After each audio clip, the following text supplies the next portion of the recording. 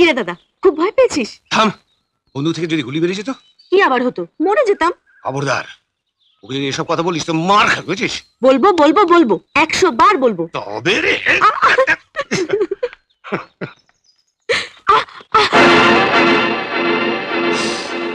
কে তোকে ওস্তাদি করতে বললো? হ্যাঁ, খুব লেগেছে? চল চল চল, তোকে বাড়ি নিয়ে যাই। হাসি, হাসি, সরো সরো সরো, বিছানা থেকে সরো। কি হয়েছে? অত প্রশ্ন না করে যাও, একটু চুন হলুদ গরম করে নিয়ে এসো, যাও। বৌদি, কোথাও যেতে হবে না, কিচ্ছু আনতে হবে না। আনতে হবে না মানে? পা মোছানো থেকে অনেক কিছু হতে পারে। আরে পা মচকালোই না তো অনেক কিছু হবে কি করে? আলবাত মুচকেছে, আমি নিজে চোখে দেখেছি। বারে, আমার পা মচকালে আমি টের পেতাম না?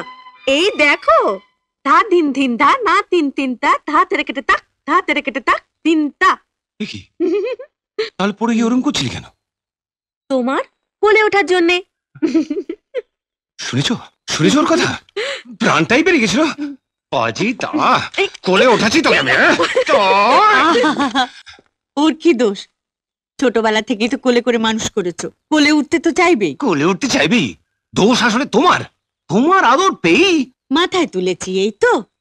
আর তুমি যে ওর একটা কিছু হতে না হতেই পৃথিবীটা মাথায় তুলে ফেলো, তখন বলবো না? ওকে শুধু আমার বোন, ও তোমার মেয়েও, আমার প্রাণ। এই এতটুকু বয়সে মা বাবা মারা যান, আমি তোকে মেয়ের মতো মানুষ করেছি। আরে আমি তো বিয়েই করতাম না, শুধু শুধু তোমার সঙ্গে এই হয়ে গেল বলেই। ও, আমি বুঝি তোমার সংসারে এসে ওর জন্য কিছুই করিনি? ওর অযত্ন হবে বলে 12 বছর ধরে কোনো সন্তান নিইনি। আহা, তুমি তো করেছই। তুমি কি শুধু ওর বৌদি? তুমি তো ওর মা। আমাদের সাগরের জন্মের আগে পর্যন্ত কেয়াই তো একমাত্র আমাদের আদর ধন ছিল। এখনো এখনো কেয়ার সামান্য ক্ষতি হলেও আমি বোধহয় পাগল হয়ে যাব। পাগল না হয়ে কে আর বিয়ের কথা ভাবো। বিয়ে? ও যে বড় হয়ে গেছে, বয়স হয়ে যাচ্ছে, সে খেয়াল আছে? বড় হয়ে গেছে কে? বিয়ে দেওয়ার মতন বড় হয়ে গেছে?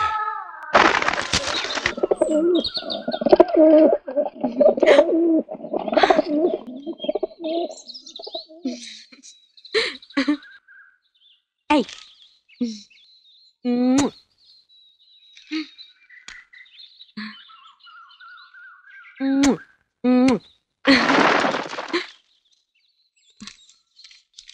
কেয়া, আমি আজই ফিরে এসেছি তোমাকে দেখার জন্য, একটু বুকে পাবার জন্য পাগল হয়ে আছি আমি। সাগরের পারে অপেক্ষা করছি, তুমি তাড়াতাড়ি এসো। এটি তোমারই সঞ্জীব। তুই নিজের চোখে দেখেছিস? হ্যাঁ স্যার, সাগরের পাড়ে কে আর সঞ্জীব বাবু রোজ মেলামেশা করে। ঠিক আছে, তুই যা।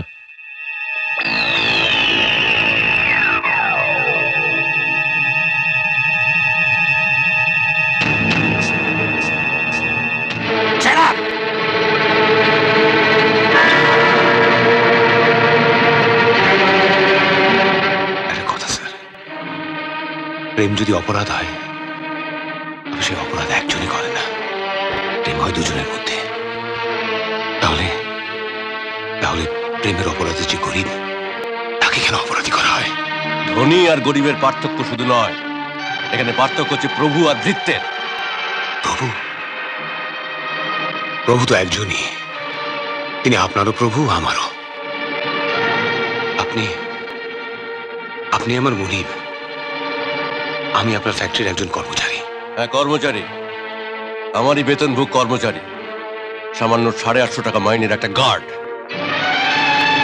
আমারই খেয়ে, আমারই পরে, আমারই ঘরে শীত কাটার ষড়যন্ত্র করেছ। গরিব ষড়যন্ত্র শিকার হয় স্যার, ষড়যন্ত্র করে না। Stop it! আর কোনো কথা শুনতে চাই না আমি। তোমাকে শেষবারের মতো বলে দিচ্ছি, তোমার বোন যদি আর একবার আমার ভাইয়ের সঙ্গে দেখা করবার চেষ্টা করে, শুধু দেখা নয়, যদি কোনো রকম সম্পর্ক রাখার চেষ্টা করে, তাহলে তোমার চাকরি তো যাবেই। আরে পরিণতি কি ভয়ঙ্কর হতে পারে তুমি কল্পনাও করতে পারবে না। Now get out!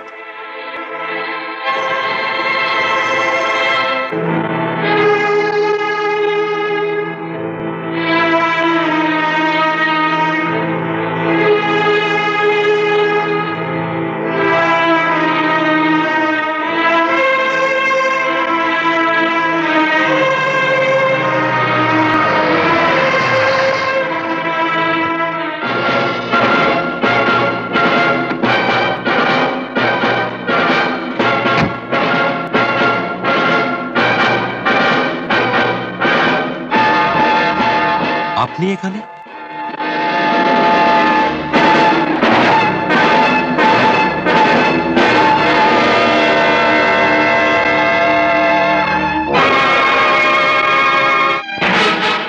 আমার কোন কর্মচারী কত রাতে কার সাথে ফিরলো, তার সাথে আমি কি ব্যবহার করলাম, তা নিয়ে তোমার এত মাথা ব্যথার কি দরকার? হ্যাঁ, এই লোকটা তোমার কাছে একজন সাধারণ কর্মচারী হতে পারে, কিন্তু আমার কাছে এমন একজন মানুষ যার বোনকে আমি ভালোবাসি।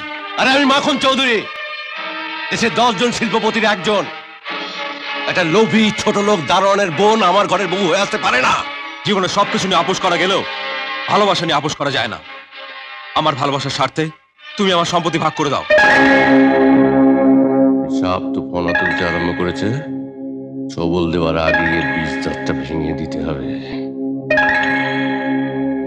বাহ ভাই বাহ, ভালোবাসার জন্য তোমার সংকল্প দেখে আমি মুগ্ধ হয়ে গেলাম।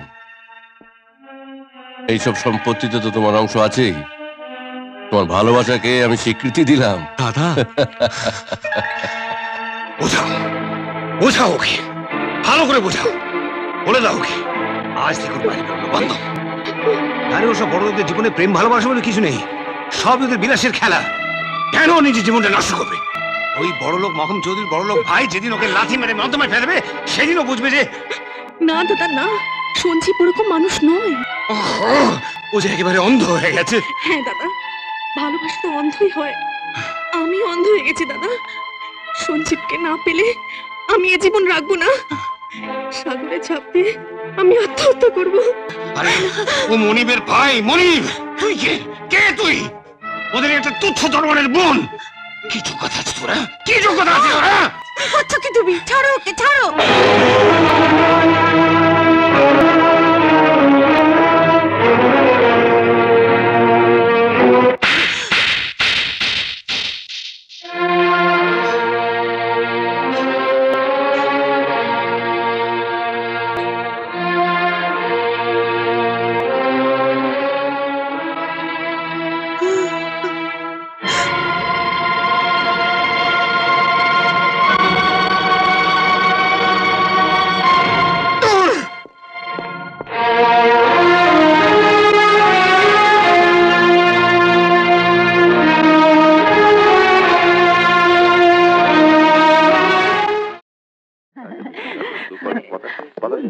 দেখি তোমরা তোমরা কারা?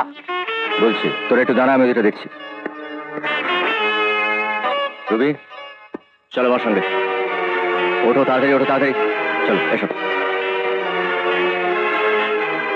শুনুন, আপনার মেয়ে আমার বন্ধুকে ভালোবাসে, অতএব আমার বন্ধুর সঙ্গে আপনার মেয়ের বিয়ে হবে, আর কারোর সঙ্গে নয়।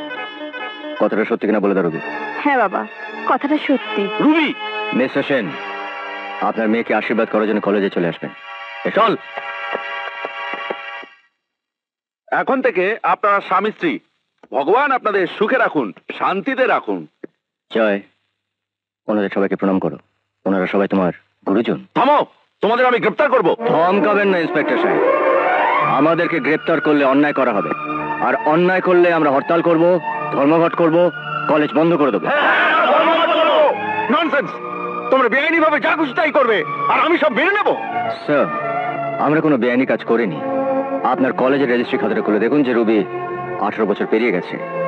একটা সাবালিকা মেয়ে নিজের ইচ্ছেতে বিয়ে করাটা কোনো বেআইনি কাজ নয়। তাই বলে একটা মেয়েকে বাড়ি থেকে তুলে এনে। না না, আমাকে কেউ জোর করে তুলে আনেনি, আমি বরং নিজের ইচ্ছে ওদের সঙ্গে এসেছি। বাবাই বরং আমার ইচ্ছের বিরুদ্ধে আমায় জোর করে বিয়ে দিচ্ছিল অন্য লোকের সঙ্গে। ওরা তো বাবাকে বেআইনি কাজের হাত থেকে রক্ষা করেছে। মিস্টার সেন, আইনে আমার আর কিছুই করার নেই, কিন্তু বললাম তো, I have nothing to do. Ruby, বাবাকে প্রণাম করো। না, বাবা, আমি তোমার বাবা নই, তুমি আমার কেউ নও, তুমি আমার কেউ নও। রানা, কলেজের একটা শৃঙ্খলা আছে। তুমি উইদাউট পারমিশনে ক্লাস থেকে বেরিয়ে গেছো, তাই নিয়ম ভাঙার অপরাধে তোমাকে আমি 1 সপ্তাহের জন্য সাসপেন্ড করলাম।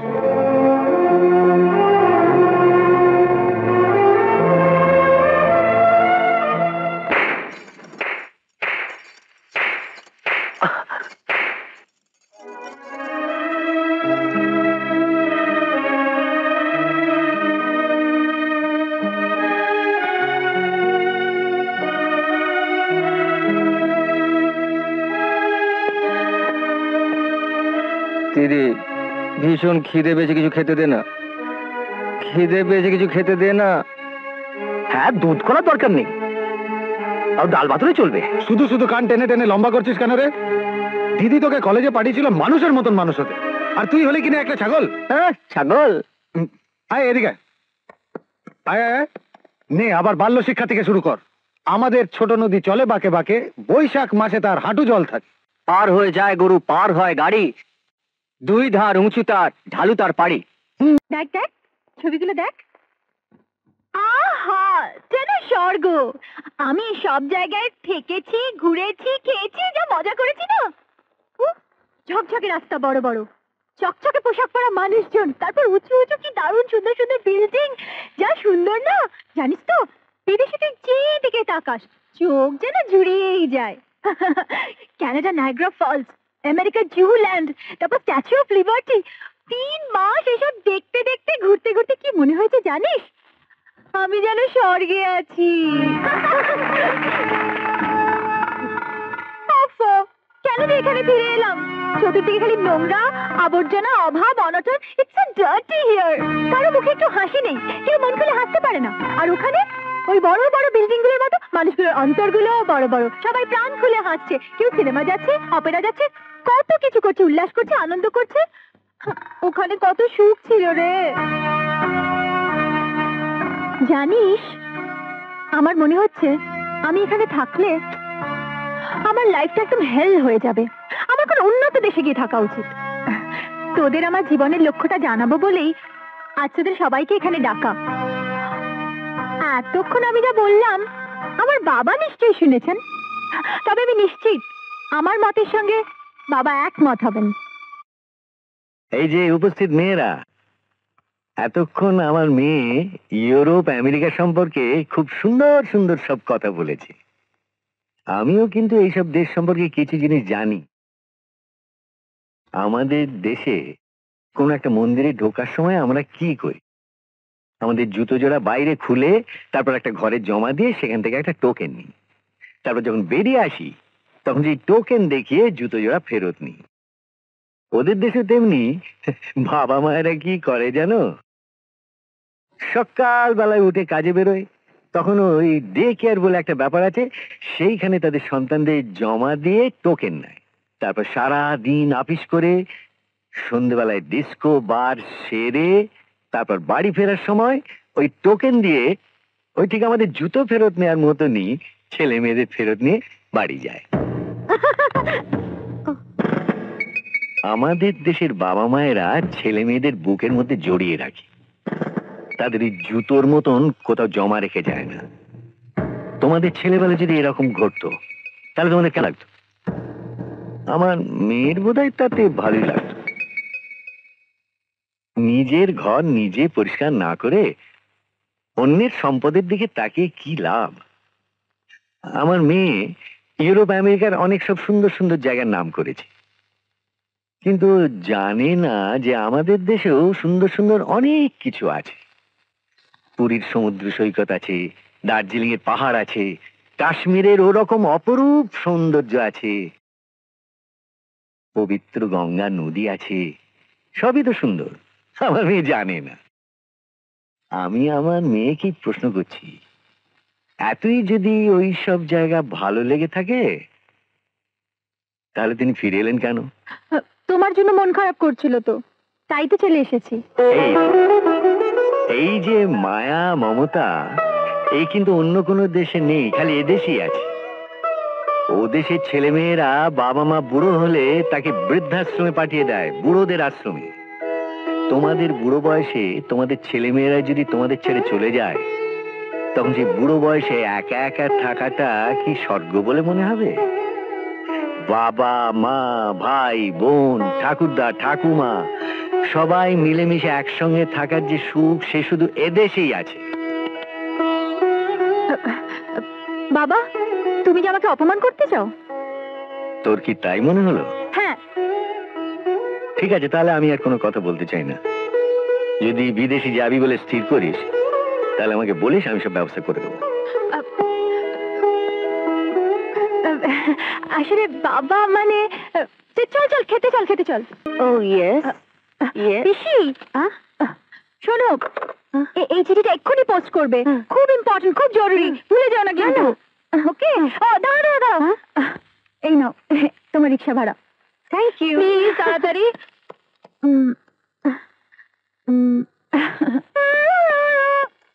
জলহস্তিনী,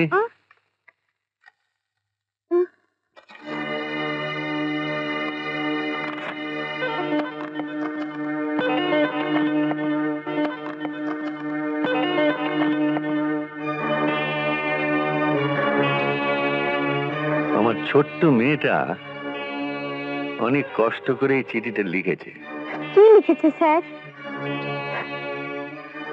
উনি আমেরিকায় যাওয়ার সব ব্যবস্থা করে ফেলেছেন, ওখানেই বিয়ে করে সেটেল করবেন, ওইখানেই ছেলে মেয়ে হবে, আর নাতি নাতনি দেখতে আমাকে আমেরিকায় যেতে হবে। কিন্তু আমি তো আমেরিকা যাচ্ছি না, অতএব ওকে এইখানেই বিয়ে করতে হবে। ঠিকই তো স্যার, এখানেও তো কত ভালো ভালো ছেলে আছে। শুধু ভালো ছেলে হলে তো হবে না, একটা ভালো ঘর দেখতে হবে, একটা ভালো পরিবার দেখে তবেই ওর বিয়ে দিতে হবে।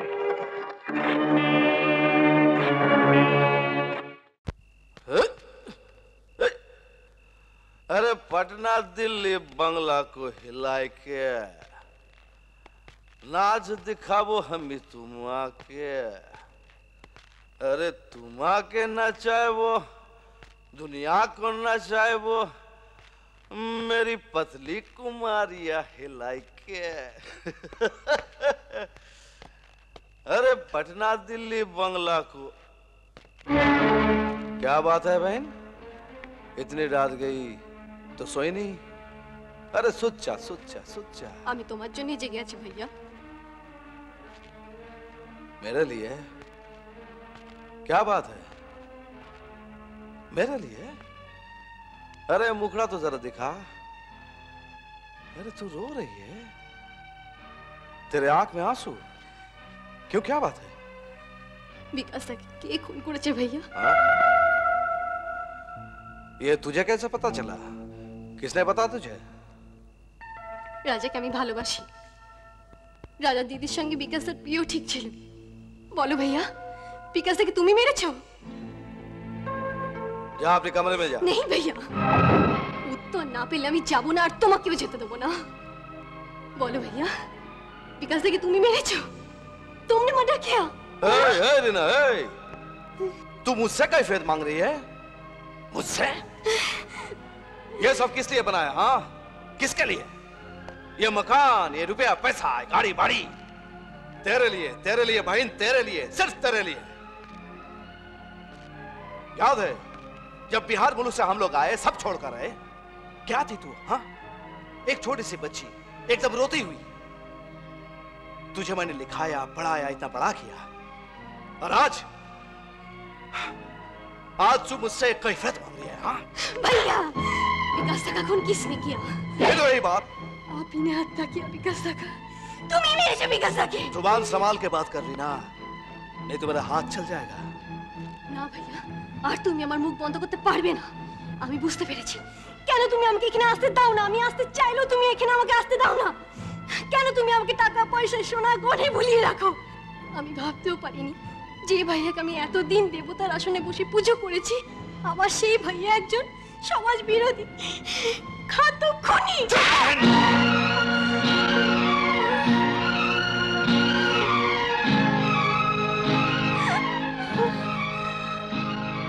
ভাইয়া, তুমি আমাকে মারলে, তুমি আমাকে মারলে ভাইয়া। মারো মারো, মেরে ফেলো আমাকে। আমি বাঁচতে চাই না, আমি বাঁচতে চাই না, চাই না আমি। এইভাবে আমার অ্যাটাক করণের মানেটা কি? আপনারা কি মনে করেন আমি কি কিছুই বুঝি না? শোনেন, দলের ভিতরে গ্রুপবাজি কইরা আমারে কোণঠাসা করা যাইব না। আহা, ব্যাপারটা আপনি এইভাবে দেখছেন কেন? আপনি তো এলাকার একজন এমএলএ।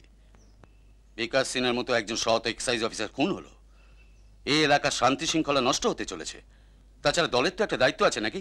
ও, সব দায়িত্বের বোঝা কি আমারই গাড়ি? আমি কি বুঝি না কিছু? এই সকলের পিছনে ক্যাডা আছে। আপনি কি বিশেষ কাউকে বোঝাতে চাইছেন? বুঝাইতে বাধ্য হইতেছি। দলের ভিতরে দলবাজি, সর্বক্ষণ আমার বিরুদ্ধে কাটিবাজি। নেক্সট ইলেকশনে আমারে বৈঠকি দিয়া এমএলএ অনেক ধান্দা। এ সকল কার কার সাজি আমি বুঝি না। আপনারা জানেন না দলের ভিতরে বিজা বিড়ালটা ক্যাডা? I object. আপনি ধরা পড়ে গিয়ে এসব কথা বলছেন। কিসের ধরা? কি ধরছো তুমি? স্যাঙ্গারামি করণের জায়গা পাও না? ভদ্রভাবে কথা বলবেন। এমএলএ হয়েছেন কি করতে? এই, একদম পিয়াজি করবে না। আলাই 2 দিনের যোগী বাতের কয় অন্ন দূর। উত্তর দিতে পারবেন? শামুর মতন একজন অ্যান্টি সোশ্যাল মাফিয়ার সঙ্গে আপনার এত কিসের ভাব? সাবিত্রীকে ঘোষপাড়ার যে ফ্ল্যাটে সাবিত্রী থাকে সেটা কার ফ্ল্যাট? সাবিত্রী যে গাড়ি চড়ে সেটা কার গাড়ি? এসব প্রশ্ন আজ লোকের মুখে মুখে ঘুরছে। চলে আর তোমার দাঁত খুলে লুম হারামজাদা। তুমি মাথা গরম করছেন কেন? একটু ঠান্ডা হন। No never. আমি এই মিটিংয়ে থাকুম না। এই দেবীদাস যে মিটিংয়ে থাকবো, আমি এই মিটিংয়ে থাকুম না। দেখো দেবী, মানিক বাবুর নামে তুমি যা যা বললে তা কিন্তু তোমায় প্রমাণ করতে হবে। হ্যাঁ, কারণ উনি একজন সিনিয়র লিডার, আর উনি যদি রিপোর্ট করেন তাহলে আমরা তোমাকে শোকজ করতে বাধ্য হব। আমি প্রস্তুত। উর্মিলা দেবীকে দিয়ে আমি আমার কাজ শুরু করব। সরি, আপনাকে এই ব্যাপারে কোনো সাহায্য করা আমার পক্ষে সম্ভব নয়। স্ট্রেঞ্জ, আপনি ভয় পাচ্ছেন? হ্যাঁ, দেখুন গোটা এলাকা জুড়ে একটা মাস্তান রাজ চলছে। এর প্রতিবাদ করবেন না? আমরা আপনার সঙ্গে রয়েছি। দেখুন, শামু বিকাশ বাবুর ডেড বডি আপনার চোখের সামনে ফেলে দিয়ে চলে গেল। একথা পুলিশকে জানানো আপনার ডিউটি। আমি কিছু দেখিনি, আর এই ব্যাপারে আমি কোনো আলোচনা করতে চাই না। বুঝতে পেরেছি, আপনি আমাকে বিশ্বাস করতে পারছেন না। তবে আমি বলছি, সত্যিটাকে প্রকাশ করে দিলেই আপনি শক্তি পাবেন, শান্তিও পাবেন। আপনি চুপ করে থাকলেও আমি কিন্তু চুপ করে থাকবো না।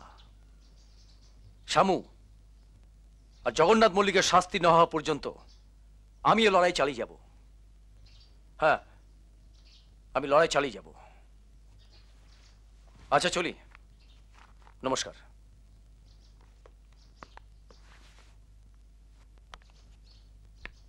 দিদি, তোর কি হয়েছে? তুই কি করতে চাইছিস আমি কিছুই বুঝতে পারছি না। তুই কারোর সাথে কোনো কথা বলছিস না, কেউ কিছু জিজ্ঞেস করলে কোনো উত্তর দিচ্ছিস না। তোর চোখের সামনে এখানে বিকাশ দার লাশটা ফেলে রেখে চলে গেল শামু, তার তুই কোনো স্টেপ নিবি না? নেব। শামুর বিচারের ভার আমি কারো হাতে তুলে দেব না। এই কেসের আসামি আমি, এই কেসের বিচারকও আমি। শামুর বিচার করব একা আমি।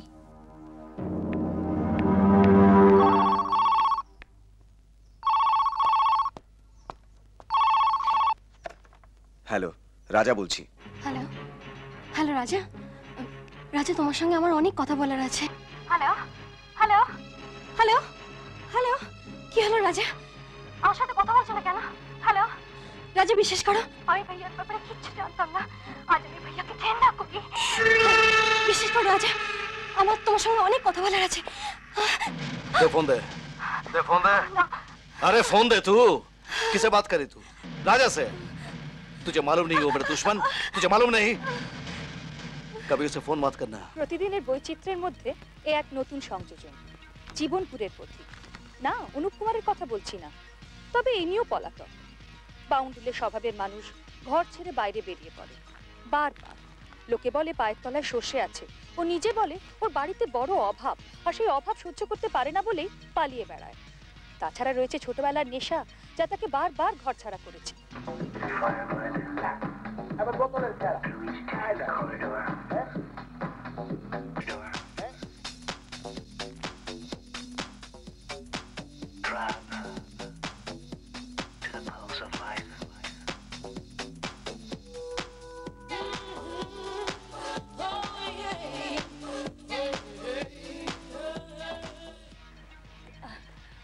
বলছো যে তুমি জাগলিং অনেকদিন ধরে করছো, তা কবে প্রথম শুরু করলে? এতটুকুন বয়স থেকে গো। বাড়িতে বড় অভাবের কথা বললে, তা চাকরি বাকরি নাওনি কেন? এই বাজারে চাকরি দেবে কে? আর তারপরে ওই নেশা, ওই জাগলিং এর নেশা, ওইটা আমার ঘর থেকে পথে বাদ। আচ্ছা, তুমি পালিয়ে বেড়াও কেন? ঘরে যে আমার অভাব গো, বুঝতে পারি পলায় পলায় বেড়াই। আচ্ছা, এই যে ভাষায় তুমি কথা বলছো, এটা কি তোমার নিজের ভাষা? এই ভাষাটা আমার কি করে যেন রক্ত হয়ে গেল, আর লোকে হাসে, কিন্তু আমি চেষ্টা করে ছাড়তে পারি না। এখন এটাই আমার ভাষা হয়ে গেছে। বিশেষ সংবাদের দর্শকরা অনেক কথাই শুনলেন, কিন্তু তোমার নামটা এখন তুমি বললে না, নামটা বলো। লক্ষণ গো, লক্ষণ রায়। লক্ষণ রায়। আর বাড়ি? মোর বাড়ি আনন্দপুর। আনন্দপুর গ্রাম। অনেক